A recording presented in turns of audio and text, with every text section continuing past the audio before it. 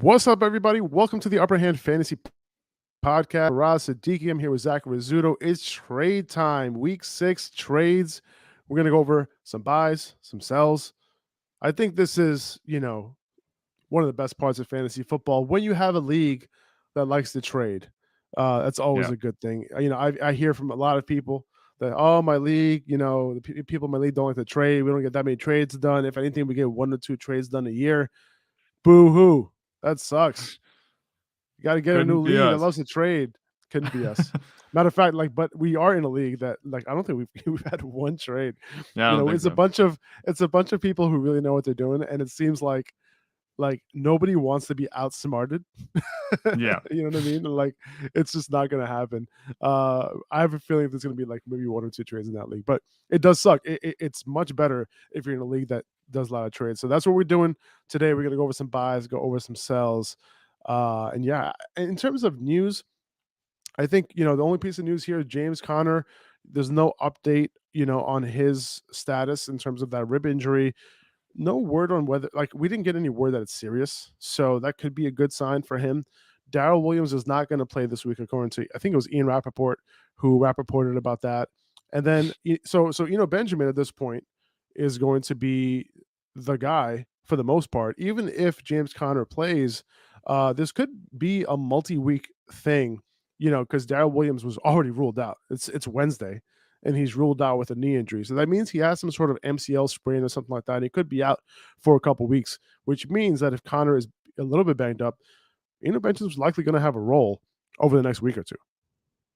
Yeah, that's what it looks like. And it looks like we have a comment already talking about, Benjamin. But yeah, Benjamin, he's going to be the guy to kind of pick up with James Conner a little bit banged up. I'm not expecting, even though there isn't a report, the news on James Conner is that there isn't news yet regarding his injury. I think even if he does play this week, which I think he's going to, it might be in a limited capacity compared to what we usually expect from James Conner. Benjamin's going to be the guy. I'm happy picking him up. I tried adding him in one league. It didn't really go well. I shot low, hoping I could steal him. That wasn't the case. In the league that we're playing against each other, we talked about this yesterday. Like, Benjamin was going to be the guy you had to pick up because Kenneth Walker wasn't available. Some of these other running backs, and you bid too low, buddy. I saw it. I saw that you bid a couple dollars. I think you got outbid by my brother-in-law. And I'm gonna actually shoot him a text right now. I'm gonna thank him. Yeah, you think so? It's not looking good for you this week. I don't want to talk too much shit because when I do, all my entire roster just gets hurt that week, and then I lose, and I don't want to talk too much. I mean, you are starting Cooper Rush, so we'll see how it goes. Maybe. Listen, I've never crossed my fingers so tightly, and hoping that Mac Jones will play this week. Yeah, I had to spend up a little bit to get Mac Jones because this is a super flex league, and we know quarterbacks are at a premium. So even Mac Jones is somebody that I got to start this week, hopefully, over Cooper Kupp. Cooper Rush. Yeah, my team's in some serious trouble. I mean, you have Christian McCaffrey and Ramondre Stevenson. These are running backs going up against my Brian Robinson and Darrell Henderson. Baby. I've already been through the ringer with injuries. DeAndre Swift, he missed the last couple of weeks. He's on bye now, so he should be back after this week, so you're lucky. And then I had Rashad Penny before he went down, so that was my only hope. Now I just got to, cross my fingers, hope for the best. I'm kind of expecting a loss here. I'll go back to 500 and just reload for next week. I hear you. Hey, man, that sounds good to me. Listen, Tua, he's going to be back in week 7, most likely. He's going to be out this week, but he is going to be starting to practice, which is a great sign for him. Tyreek Hill, they're optimistic that he is going to play this week. He did have a boot on that foot. He had that foot injury. They said that he was fine after the game, and they are optimistic that he's going to play. But just keep that in mind. Monitor his practice reports throughout the week. If he doesn't practice today on Wednesday, not a huge deal. Right. Let's see what else. Teddy Bridgewater, he likely won't play this week either. It's probably going to be Skylar Thompson who is going to get the start. Teddy Bridgewater is in the concussion protocol right now, but that it wouldn't be Teddy Bridgewater if he passed concussion protocol during the game. So I'm not really sure what's going on there. I mean, I would assume there's still a chance that Bridgewater can play, but we'll see. Yeah, and you got Devontae to hope Adams, so. dude. Yeah, you got to hope so, man. If you want like Tyreek Hill to play and do well, and Jalen Waddle to play and do well, yeah, no, 100%. Devontae Adams, he's being charged with a misdemeanor assault after shoving that cameraman down after the game when he was going into the tunnel. The league is reviewing it, and there is a suspension on the table potentially for Devontae Adams, and I would assume it wouldn't be more than a game, if that. Hopefully not. Hopefully he's not Yeah. suspended. He did apologize right after the game. It doesn't seem like it's in his character that. But like maybe the NFL is trying to like put their foot down to just kind of because it was in the public eye. This was a TMZ thing where they showed it through to like non-NFL crowds, right? Yeah. So this could be a PR type of issue where the NFL is going to say like, okay, like we saw what happened and we are going to take care of it. So it would suck though. The Devontae Adams obviously on a bye right now, and then he might get suspended in week 7. Hope that doesn't happen. I hope he can just play. That's what I'm hoping too. And just a little input from my end, I'm looking at it as if Alvin Kamara, the whole saga with the Pro Bowl thing, it looks like he might have, roughed somebody up after the game, and he hasn't been suspended at all or done anything. They haven't done anything. Obviously, they pushed his hearings back a little bit. If they're not going to act on something like that, I mean, I don't see how this can be a suspension. I think a fine might be in order or something. Maybe pay off whatever he's asking for. You're not going to be. I don't think it's going to be that much, whatever it is. Obviously, he filed a police report. He might have some damages to cover, but I think that this doesn't really warrant a suspension. He was frustrated. Obviously, he shouldn't have done it, but this isn't something like we've seen players get suspended for much worse. This doesn't really even go into the realm for me of suspension. Although, I'm not a rule guy. I don't know how they're going to treat this, but I don't think this constitutes a suspension at all. We've seen much worse on field. If Aaron Donald can swing helmets around during a joint practice in the offseason, and use them as weapons like Myles Garrett did, and he didn't face any suspension, I think that this should fall by the wayside. I hear you, man. I'm not a rule follower either. Yeah. I hear that. All right. Let's go ahead and get into some buys and sells. The first guy that I want to talk about is Diontae Johnson. And if you're watching on YouTube right now, just check out these graphics, man. Just check out these graphics that Zach created here. Like this is he's a talented guy, as you can tell. So we're trying to up our game in terms of these graphics here on YouTube, trying to make this a legit show here. And Zach is doing a really good job doing that. Appreciate it. All right, so dude, I kind of liked what I saw out of the Steelers offense, this week, even though they only scored 3 points, right? But at the same time, like I'm from what I saw from Kenny Pickett compared to what I saw from Teddy Bridgewater, from Mitch Trubisky over the past couple of weeks, I'm okay with it. And Diontae Johnson, he saw his fourth double-digit target game of the season. He led the Steelers in targeting, which accounted for 24% target share, 43% air yard share, and he now has a quarterback upgrade. And I'm saying he has a quarterback upgrade based on what I've seen in 1.5 games so far. There's another tough matchup this week against Tampa, but I kind of like what I saw to Diontae. We know that he earns targets at a high rate, so I'm okay with buying Diontae Johnson right now because we know he can be a high-end fantasy asset. Yeah, I know what you're talking about. If you watch Diontae Johnson play, or just every time, like if you're on Red Zone, you don't sit and watch a game or whatever. If you ever watch a Red Zone broadcast or any Pittsburgh game, every time the ball goes to Diontae Johnson, even if he's not catching it in bounds, he's always catching the ball. And that's just, it's like, he's so talented. He's so good at just catching the ball that you got to figure, if he was in any sort of better situation, he'd be a much better producing fantasy wide receiver. That said, I'm more interested in shooting the moon for Johnson. I think that's kind of what it amounts to for me because the offense he's on is pretty bad. I'll shoot the moon if I have 3 or more wins this season. If I'm in a good spot as far as my record goes, I'll try and pick him up on the low. It's difficult to predict whether or not the payoff will be there with Pickett leading the offense because he is a rookie and we don't know what he's going to look like, playing against a regular, maybe league average defense, not on the road. But with Johnson, there's always a chance that the Steelers offense continues to stagnate. So that's kind of what has me a little bit leery on it. His range of outcomes is super broad. He's on my target list if I want to add quality depth. But I'd really look elsewhere to buy a receiver if I'm at 2 wins or less because of that floor being so low. That said, he's very talented. I do believe Pickett is a significant upgrade, like you said, over Trubisky from a fantasy perspective. But with a matchup against the Bucs this week, it might not be till late October that a move for Diontae would actually start to pay off. So this is a long-term move if you're buying Diontae Johnson. Yeah, I hear that. I want to buy him now, man, because I don't look at this Tampa. The defense is good overall. Yeah. But I look at this as like hey, like let me get Diontae. Right, he didn't have a great game. He had a decent game this past week. He's been getting the targets. He hasn't put up crazy numbers just yet. And hey, man, like he has a tough defense. He has a tough matchup coming up. Yeah. Why don't you pass him my way? Pass him my way right now. You know what I'm saying? Like I don't always look at the next matchup as being a deterrent for me to buy. I look at it as a and I'm a natural salesman, I guess, but like I want to use that against the person who has Diontae Johnson and say like, hey, like he has a tough matchup coming up this week. I'll take him off your hands for you.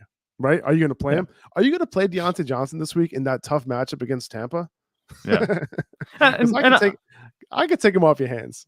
Yeah. And I'm not saying that, you should wait to buy him until after this week. I'm just saying that this week coming up, I think it's more of a long-term ad for Diontae Johnson because it's a rough matchup. And it's also, like I said, Kenny Pickett. He's making a second start against, I think, a top half defense. I mean, obviously the Bills defense is very good. I wouldn't call them just top half. They're probably top 5 or 6 in the league. But, Bucs, they aren't anything to sneeze at on defense. I think that could give Kenny Pickett some fits again. But once they come back from their bye after this week, I think they have their bye after this week. I think that we could look at, Diontae Johnson really picking it up from a fantasy production standpoint. I'm not saying don't buy him now. We have him on the buy list. Obviously, buy him now. But like I said, it just might take a little bit of time for that payoff to come as we go forward. And guys, just to let you know, Zach is allowed to disagree. Okay, just letting you guys know we don't come into these podcasts agreeing on everything. So I'm just know that we didn't go into this podcast and be like, hey, like Zach, listen, you got to agree with everything I say, man. All right, just want to make that clear. It's a tight ship here that we run. It is. Accept that. You're allowed to have your own opinions. All right, let's move on to the next guy we have here, Amon-Ra St. Brown. By the way, just shout out to Mike, our producer here. The dude moving these graphics right along. Appreciate you. Yeah. All right. Amon-Ra St. Brown, though, high-end wide receiver 1. Okay. And if you can buy him any cheaper than that, do it while he's hurt and do it while he's in his bye week because they can't use him anyway. Right. And he's kind of hurt and there's no guarantee that he plays in week 7. Maybe if I had to guess if he's going to play in week 7, I would say that he does play because he did just play this past week and he played a limited snap count, obviously, and that might have hurt that fantasy owner a little bit. Maybe he doesn't like Amon-Ra St. Brown as much as he did a couple weeks ago because he did him dirty. He only played, on a handful of snaps. He got a huge target share, huge target routes per route run. But this is a situation where I'm looking to buy him as a high-end wide receiver 1. It's basically Stephon Diggs, Cooper Kupp, Justin Jefferson. Who would you rather have after those guys? Is it Amon-Ra? Out of the rest of them? Yeah, I'd say Amon-Ra. Amon-Ra? That's what it would be. Right? Yeah. But, some people would say Jamar Chase, but he's like right rough. there it's been rough for him, right? But like right now, you ask me like, hey, who are you starting this week? Let's assuming Amon-Ra is active, doesn't even matter what the matchup is. I'm going to say Amon-Ra, assuming that he's healthy, right? Yeah.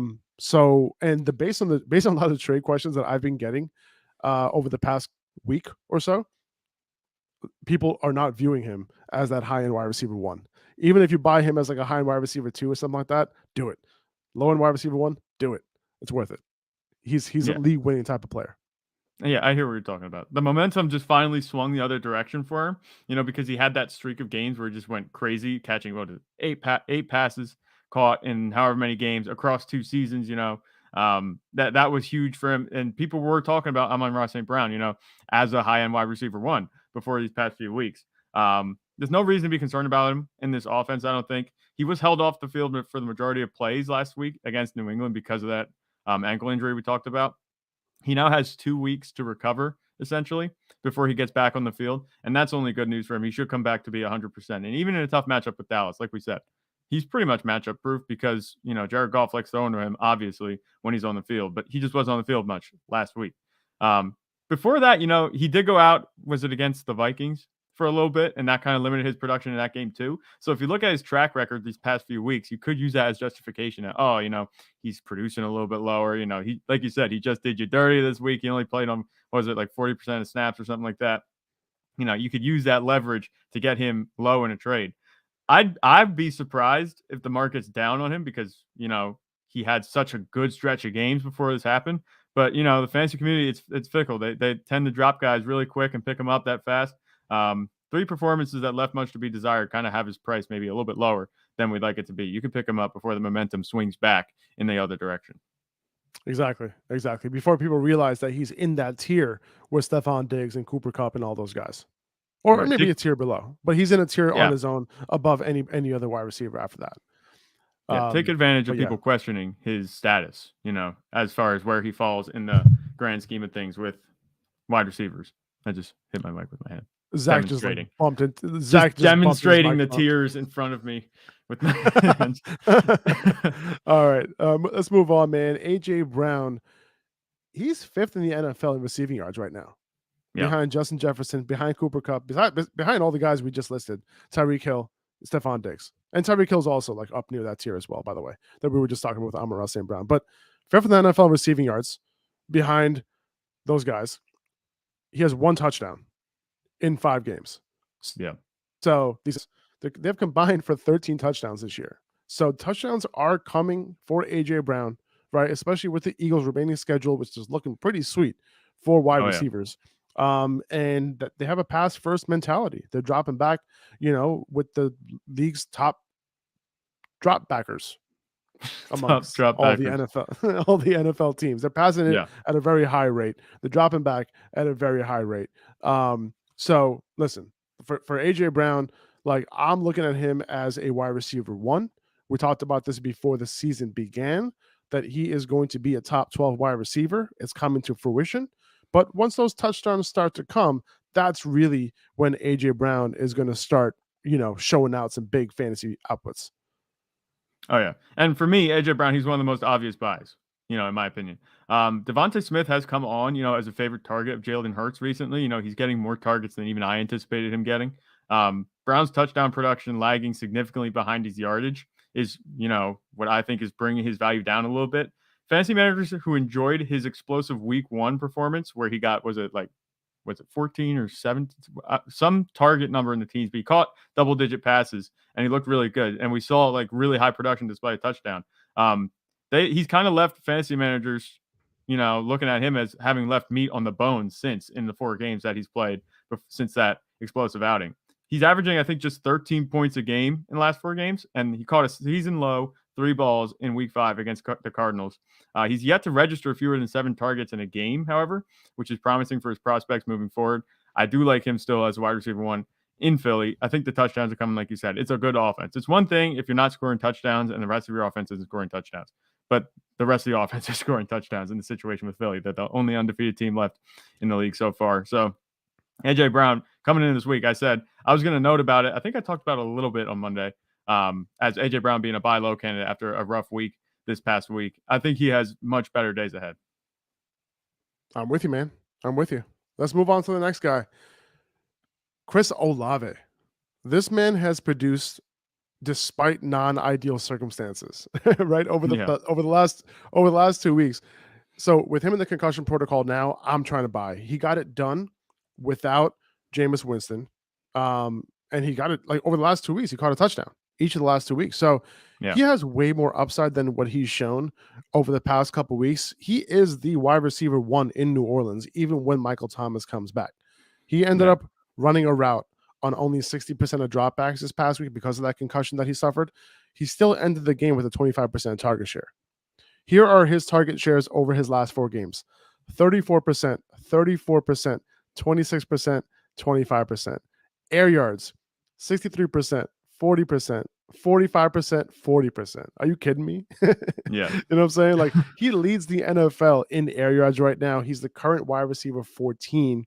And when Jameis is back, we're going to see some big plays out of this guy. And he's set for a monster season coming up. And I think, I don't think people realize that he's a wide receiver 14 on the season. Like he's somebody that you Yeah. have to start every single week. And I've been seeing a lot of start sit questions around Chris Olave. He should be in your lineup locked and loaded. Yeah, that's 100% my takeaway, with Chris Olave. He is easily, if you drafted him late, you probably didn't expect to be able to start him as a wide receiver 1 or 2, but you could probably start in a bad spot, you could probably have Chris Olave as a wide receiver 1, and I'm ecstatic if he's my wide receiver 2. He has produced with Michael Thomas on the field, without Michael Thomas on the field. He has produced with Jarvis Landry on the field, without Jarvis Landry on the field. He is productive regardless of who he's playing against. So you can't really say, oh, he's benefiting from coverage being drawn off of him. No, he was going up. He was the wide receiver 1 in New Orleans the past 2 weeks, and he still got it done. He is in the concussion protocol. We're not sure how long he's going to be out, but it shouldn't be too long. Concussions don't tend to be that long, unless they're really severe. But that doesn't seem to be the case here. There's a chance that he could be back as soon as this week. I'm not sure, but I like Chris Olave definitely as a buy. If you haven't bought him yet already, the price is only going to continue to go up as he continues to show out, because usually, especially with rookie receivers, you see any type of inconsistency in an offense that tends to skew their production down, but he's defying that.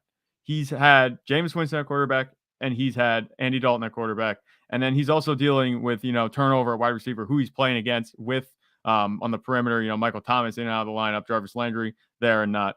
Despite all that he's producing, he's been very consistent, and that's exactly what you're looking for. If you drafted him, you're feeling good. You should definitely go get him right now before his production takes him up to a new height in terms of value. Yeah, man. When Jameis Winston comes back, he's going to be looking for him downfield even more.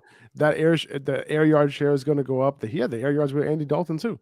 So he's going to be targeted all around the field. Also, if you look at reception perception, Matt Harmon's wide receiver charting model, he basically charted Michael Thomas this year in his return, and mentioned that he's not the same Michael Thomas as we saw a few years ago. So, and Chris Olave is looking like the guy who is the most talented receiver there from a separation standpoint and all that, and just a route win standpoint, opposed to in terms of trying to find the empty spot in the zone and in man and press coverage. So, is looking good for Chris Olave moving forward. If you are looking for a high-end running back, one guy I like is Joe Mixon. He is very right now, like even on an individual level. Like you can blame the offensive line, you can blame Zach Taylor, you can blame all those guys, and everybody deserves some, blame here, including Joe Mixon. Even his yards after contact number, not good at all, really low. However, I don't see his opportunity going away. He has some of the highest weighted opportunity numbers in the NFL among running backs. And let me just explain what weighted opportunity is real quick.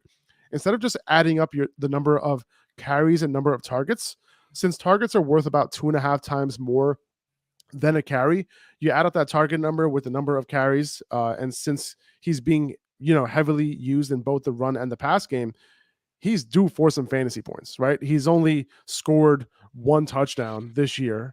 He has had a bunch of attempts inside the 10-yard line this year, and those attempts are also worth more than regular attempts as it correlates to fantasy points. So, as you can see here, like he's leading all running backs in touches right now. So, he's in a situation where the opportunity is going to be there, and I would assume that he starts to get right, starts scoring some touchdowns. This whole offense is kind of like not looking the same. So as his offense kind of finds its footing, so will Joe Mixon. Yeah, it's weird to see that he hasn't produced, with all this workload that he's getting, because the issue last season wasn't his talent and his production. It was that he wasn't getting the workload. He was coming off the field on 3rd down. He was coming off the field for some reason, inexplicably, for Samaje Perine. This season, he's really getting that full complement of work, run game and pass game, and the production just hasn't been there. Like you said, 1 touchdown this whole season. And it's not like the Bengals have been out of games where they aren't competitive, or they have to go away from the run game, or they have to go away from using running backs. Like He's getting this utilization in every game. Every game is close. There's no reason for his production to be this low. I don't think it's a talent issue, like we said. I think he's very good running back. His workload is definitely that of a high end RB1. We just need to see the production follow. I'm betting on that to happen more than I'm betting on it to not happen. I think that makes him a buy, definitely right now. And especially you probably have some disgruntled Joe Mixon owners because outside of that one touchdown and that 7-catch game earlier on that really buoyed his production, the other 3 games, 11 points, 6 points, 11 points, really low output. You could leverage that and get yourself a high end RB1 if you could just bring those production numbers up just even a little bit. Now, if you can't get Joe Mixon, just real quick before we get into some sells, we talked at length about Kenneth Walker, right, this week already. But I think I'd even buy him, before he starts going off. I'm a fan of his talent, and I'm a fan of that situation right now. So, Kenneth Walker, we talked about him a whole lot. We don't have to get into it. If you want to know more, listen to yesterday's podcast. Listen to the podcast before that on Monday. But yeah, I think before he starts going off, I think I would try to target him in trades, especially if you lost, a bunch of these running backs that got hurt recently. Yeah, and with Kenneth Walker, if you're going to target him as soon as possible because as soon as he has that blow up game, his value is going to shoot even higher than it is right now. Obviously, it's high right now, but there's that uncertainty yet about how he's going to look, what his workload is going to look like. Take advantage of that. If you're really in a bad spot at running back, it's still going to be his price is going to be high, but it's still going to be cheaper, I think, than Joe Mixon. And you're right. You could target Kenneth Walker. Yeah. He has upside. Don't let him run away. Don't let him get away if you're in need of a running back because if he produces well, you're going to be kicking yourself that you didn't get him when his price, even though it might have been a little bit higher than you'd like, it's going to be out of reach completely if he has a good game this weekend. Yep, for sure. Let's move into some sells. Mike Williams is my number one sell this week. He's come through without Keenan Allen in the lineup. 3 games of him balling out this year. We know the talent is there, but the usage is usually very up and down, especially with Keenan Allen in the lineup. He's going to have his blow-up games too with Keenan Allen. However, this is a great opportunity to get a high-end player back in a trade who's going to be more consistent, who has upside as well, but is the type of player that can get it done. It doesn't have to depend on a situation like Keenan Allen coming back, for them to continue to have a high chance at giving you a huge game. Yeah, with Mike Williams, he's a very good receiver. There's no denying that, and he has Justin Herbert throwing to him, but he's been very inconsistent when Keenan Allen is on the field, like you said.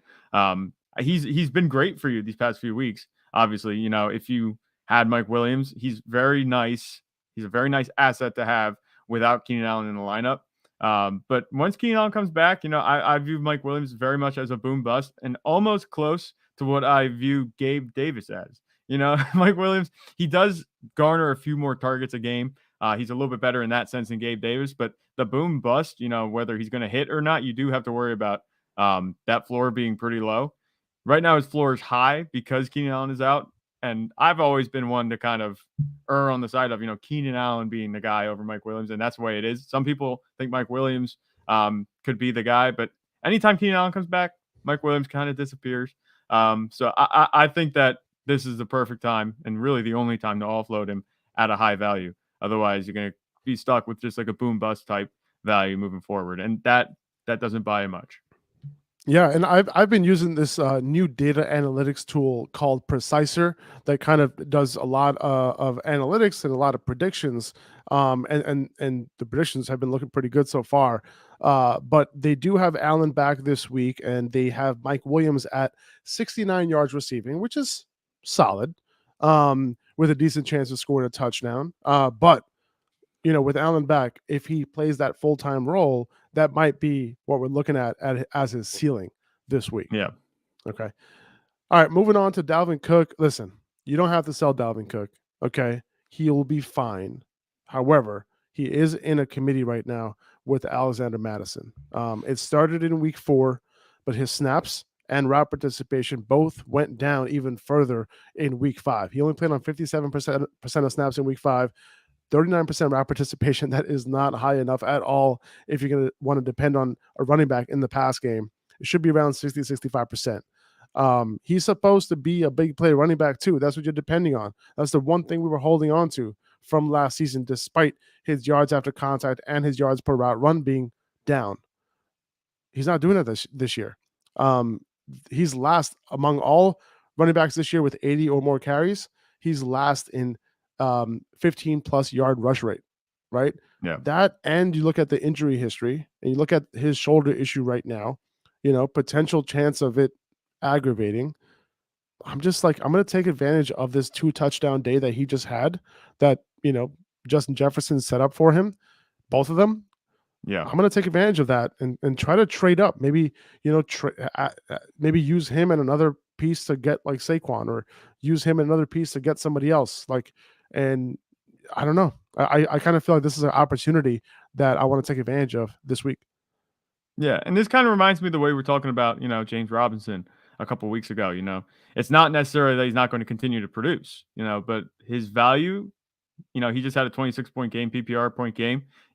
It's much closer right now to the RB1 status that we had him at going into the season than it has been this whole season. He's been relatively quiet in terms of fantasy production up until this point. It's not that he's not going to continue to produce. Dalvin Cook is a very good running back, but like you said, with his performance being up, I think you also look at the Vikings offense. They're very pass heavy at this point. Justin Jefferson is now the focal point, where Dalvin Cook may have before been a larger part of the offense. He's kind of become complementary to the passing game. And that's not to say that he can't produce, but like you said, he's coming off the field a little bit more often than we'd like to be the RB1 that we want him to be. I think that this is where you capitalize on a strong performance. And, it's not like people are doubting Dalvin Cook. They're not going to say that he's not a good, talented running back. So I think you could capitalize on that and go get yourself another bona fide star, even if it takes trading a guy that, you have on your roster. He might be a little bit better. I think you throw one player, maybe 2 players in with Dalvin Cook, you could get a very good play. Like you said, Saquon, even CMC, I'd look and see if you can maybe swap them 2 out. It could end up working for you because Christian McCaffrey seems to be the only thing working for the Panthers offense right now. 100%. 100%. All right. Jeff Wilson, somebody that I'm looking to sell right now. And, he's still got his carries last week. But if you look at the overall rushing share of the pie, his rushing share actually went down to only 56%. Whereas over the past couple of weeks, it's been much higher. Tevin Coleman, he was introduced to spell him early in this game. He had 4 touches in the first quarter alone. He caught a touchdown, right? And he had a 30-yard catch just in the first quarter. So, like, Wilson, he ended up still doing well, right? He ended up scoring a touchdown. And this was his spike week, right? This week. Over the past couple of weeks before that, he's been solid, 10, 11, 12 points in PPR. This week, getting a little bit of a spike game, getting closer to 20. I'm taking advantage of that right now before Mitchell comes back. Tyrion Davis-Price, he also might start practicing this week. They released Marlon Mack, so it's possible that TDP is back this week. That could be an indication that that's the case. He might come back this week against Atlanta. I talked about Preciser before. They do have these running backs sharing the load with Jeff Wilson this week, if TDP is in fact back, and also assuming that Tevin Coleman is going to be continue to be in the lineup. They have Jeff Wilson's projection at only 50 yards on the ground this week, so it'll be interesting to see what that rotation ends up looking like. Both from TDP and or Tevin Coleman in week 6. Yeah, it seems like, Tevin Coleman just comes in to ruin people's fantasy days and just suddenly have a big game. That's been his role. For the record, yes, that's been his role his whole career. And for the record, he did that last year against, with the Jets and Michael Carter. Yeah. Just want to say 100%. Yes. So this is nothing new when you look at Tevin Coleman, barging into a backfield and taking snaps and production from other guys that we had slated for more work. Jeff Wilson, the whole 49ers backfield is something that I'm trying to avoid. I avoided since Elijah Mitchell went down. And, you were capitalizing on Jeff Wilson kind of being the lead guy in relief of Elijah Mitchell. But as he's going to come back, it's still a little while out. I don't know how many. We might be still a week or 2 out. So I heard a couple of reports. I heard that he could be back like week 10ish. I think they have a week 9 bye, if I'm not mistaken. And then maybe he'll be back week 10. I also heard that there's a chance that he's back in week 8. That's a Yeah. possibility too. So that means potentially only 1 or 2 more weeks. So, is a couple ranges there. However, I mean, there is a range there, but it's like it's a situation where, like, do you want to wait until Jeff Wilson turns into a pumpkin, or Yeah. do you want to kind of take advantage of that now? That's what I'm talking about. So Elijah Mitchell's return is still, out in the distance. It's not perfectly visible to people, just yet, fantasy managers just yet. So I would take advantage and kind of just drop Jeff Wilson off now before people are like, oh, well, I could get Jeff Wilson, but Elijah Mitchell's going to be back next week. You don't want to wait for that. Get rid of him now. It's not that he had a bad week. It's not that he's been producing poorly for you. We said he's had that nice floor for you each and every week, but this is the time to get rid of him. Otherwise, you're going to kind of be left having him sit on your bench instead of being able to trade him for maybe another piece that's going to carry you into the playoffs. You could be left sitting with Jeff Wilson as just a bench handcuff. It's about taking that value that I have right now and maximizing it. If you just don't take your hands off Jeff Wilson, if you can't get a trade partner, it's not bad. You're just going to be left with a handcuff at that point. It's not to say he can't appreciate back to where he is right now if Elijah Mitchell goes down, which we know is very well within the realm of possibility. But you want to get Jeff Wilson off now before he loses too much value. So another guy that Tevin Colvin used to ruin things for was Raheem Mostert back when he was in San Francisco. Yeah. Believe it or not, Raheem Mostert is actually halfway or nearly halfway to his career high in touches at 30 years old. We're only 5 games into the season. It's only been a few games with him being the guy. But listen, like, he continues to be a start right now. Like, I'm starting him as an RB2 this week. But, and while he's healthy. But listen, he doesn't have like the best history in that regard, right? And I personally, like, I'd rather cash out now, like, while like everything is good, while vibes are all good with Raheem Mostert. I want to trade up for a more reliable situation. So it goes the same thing with Jeff Wilson. Like, we know that's going to end at some point. Raheem Mostert, like, I hate to say it, and it just like, is it really sustainable for him to see 15 to 18 touches every single week for the rest of the year? Like, I don't think so. Like, it's just not in his nature. He's already 30 years old. He's never done it before. So, for us to bet on that and not sell him now or not try to, I feel like, we're being a little disingenuous, So I want to trade up for a more reliable situation if I can. Yeah, and you hate to bet on like an injury happening, and that's not necessarily what I'm expecting or projecting to happen. But if you can't come up with another reason, to offload Raheem Mostert, consider that going into the season, none of these running backs had any kind of value. So if you picked up Raheem Mostert and now he's performed well these past 2 weeks, you now have much more value than you had going into the season. And this is something that could change on a dime, as we've seen. We thought Chase Edmonds was the guy, and now he's not. It's not to say that he can't come back on. You have a guy that's produced, I think he's had a solid workload, the past 2 weeks. I don't want to call out too many numbers, but I think he's been over double-digit fantasy points 2 weeks in a row. Yes. I don't think that, he's going to get much more valuable than he is right now. I think there's a much better chance that his value depreciates than appreciates moving forward. And like we said, even if he does continue to play well, I'm not sure if it's going to be at this level. So you have value now. Get rid of it. Take that value, make it more permanent. Go get yourself a better player. Because Raheem Mostert, he's done well for you the past 2 weeks, but this isn't a sustainable backfield. There's too many guys in the backfield and too much turnover right now in the offense for me, with the quarterback situation to really confidently say that, okay, this is going to continue the rest of the season. Now is the time to sell. I'm with you. All right. A guy that I want to hold, not trade, not buy, not sell. Listen, he's so cheap right now. Najee is way too cheap to sell right now. Like, you're likely not going to get much back. Jaylen Warren, he's eating into his workload, but 9 of his 10 opportunities, Jaylen Warren's opportunities, came in the fourth quarter. The game was out of hand. Not to say that Jaylen Warren won't get more opportunities going forward, because he does look good, but we kind of have to pump the brakes like on that argument, right? In terms of like what the snap share actually looked like and what the real snap share was. Listen, I'll say this, like, I'm not optimistic on Najee Harris, but there is a chance that he can return RB2 value for you for the rest of the season with the offense improving a little bit behind Kenny Pickett. Yeah. This I talked about this in the offseason, like this year. I talked about this when Harris was coming out of college.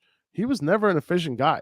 Like he was Yeah. capable of handling a large workload, which is what he did last year, and now it's catching up to him. Like maybe it's because of the injury, but regardless, like he needs a large workload, and or a good offense for him to be able to be a high end fantasy player.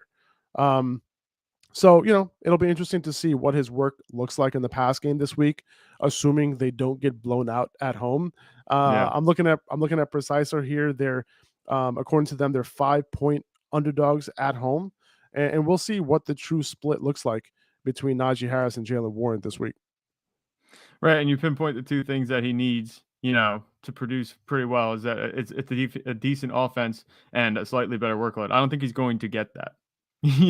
I think the Steelers' offense is bad. We're now looking at Najee Harris, where I had him. I had him pretty high in my rankings. I was pretty bullish on him. The offense has really just tanked this season, and that's hurt Najee Harris a lot. They've been playing from behind a lot, so the game script has been working against him.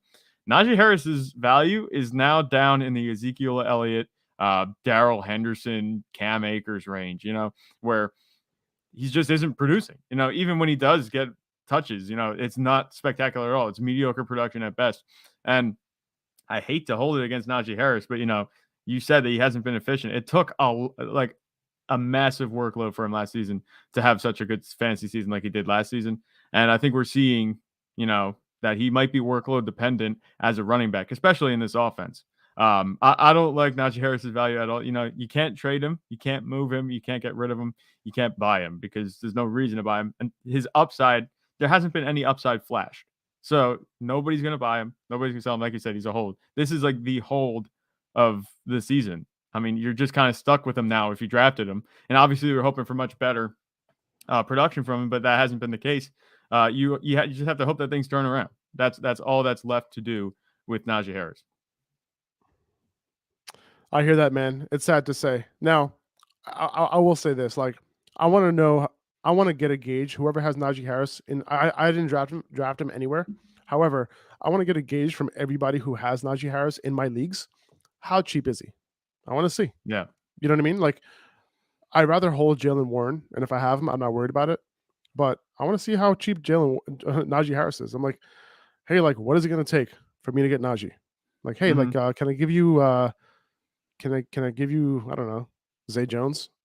Like you need a receiver. Yeah. Can I give you? These random like players who are like fringe, like waiver wire guys, or like guys who might be more valuable to that team than Najee Harris.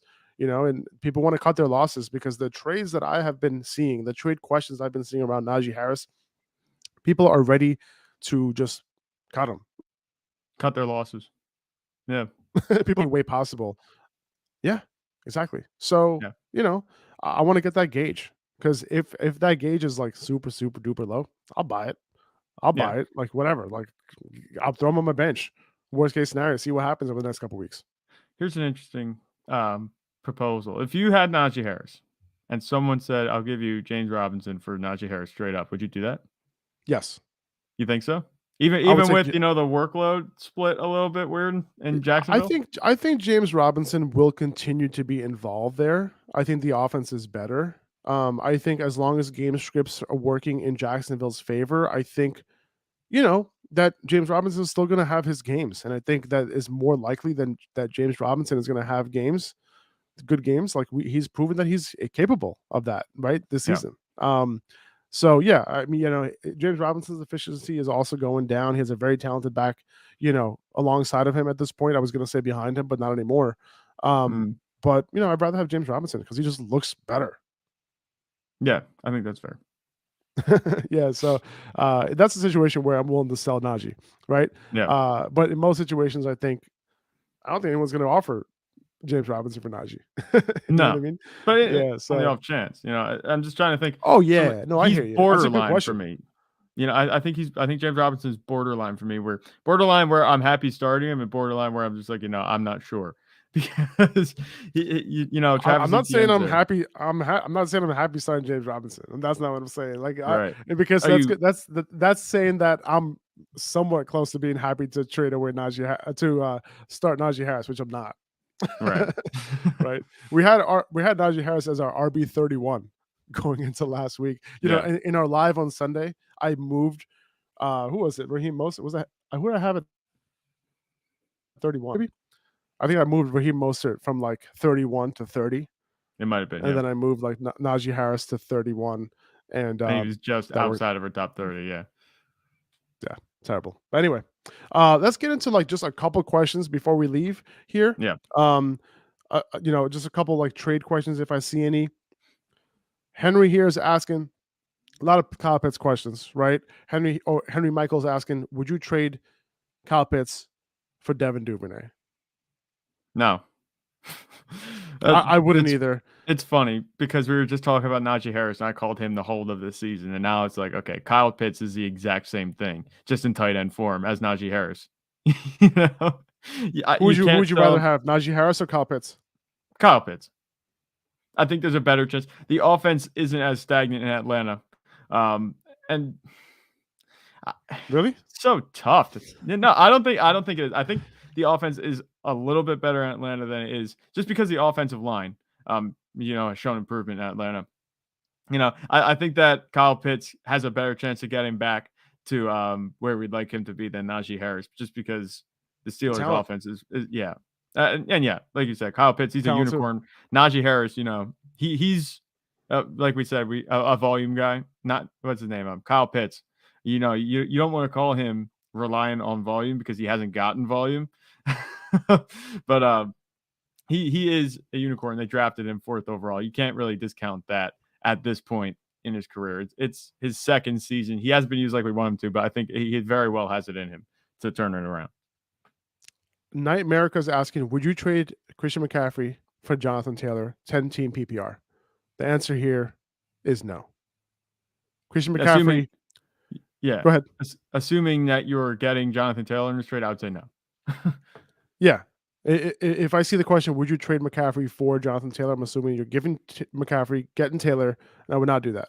I want McCaffrey. McCaffrey has been getting it done. Jonathan Taylor has not. This is the reason why we were drafting Christian McCaffrey, number 1 overall. Yeah, over Jonathan Taylor. Over Jonathan Taylor.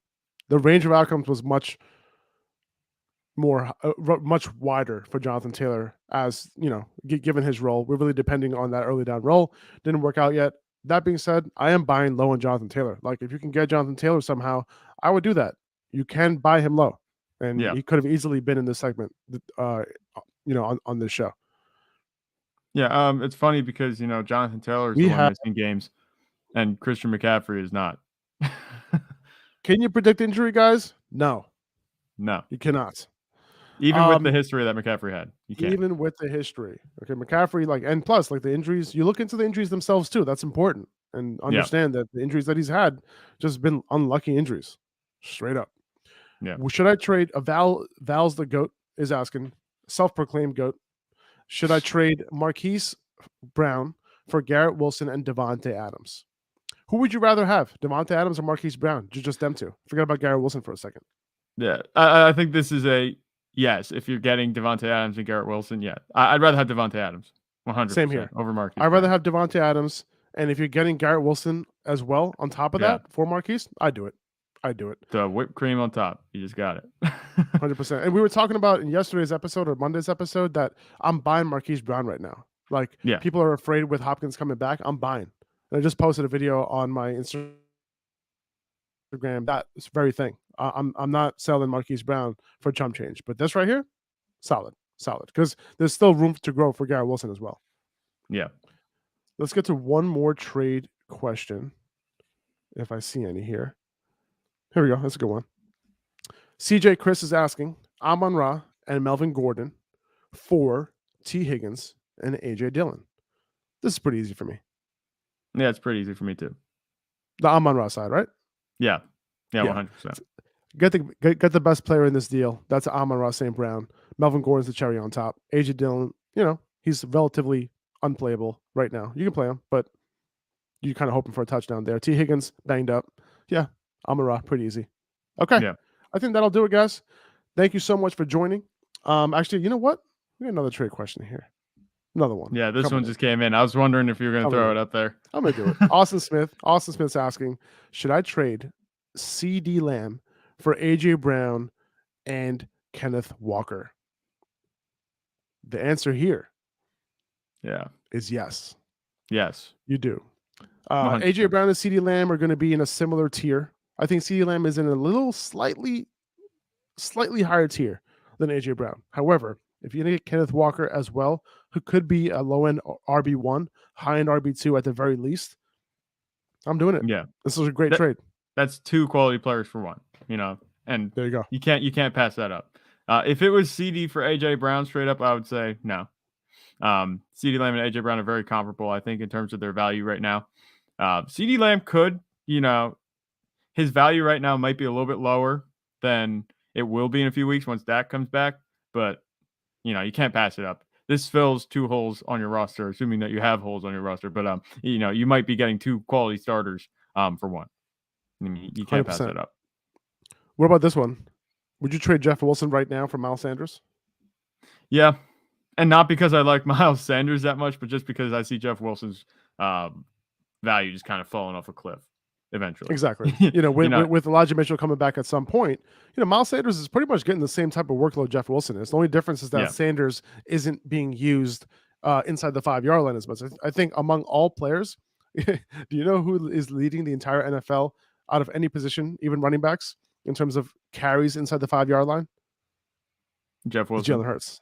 Jalen Hurts. So Miles Sanders, he's taking all of Miles Sanders' opportunities. It is what it is. At least Miles Sanders, hopefully, if he stays healthy, he can help you, at least later in the year, right? Like you'll have a whole year of Miles Sanders, hopefully, if he can stay healthy, right? So yes, I would make that deal. However, I'll say this: if you need a win or two, like if I'm like 2-3 right now and I need a win, 1-4, I'm gonna try to get those wins with Jeff Wilson. I'll say that. Yeah, I think that's true. Yeah, cool. All right, guys. Thank you so much for listening. If you could rate and review the podcast on Apple Podcasts or Spotify, that would mean the world to us. We appreciate you guys as always. We'll see you tomorrow. We're going to do quarterback rankings and running back rankings right here, 9 a.m. Eastern time on YouTube and on all platforms, wherever you listen to your podcast. See you later. Peace.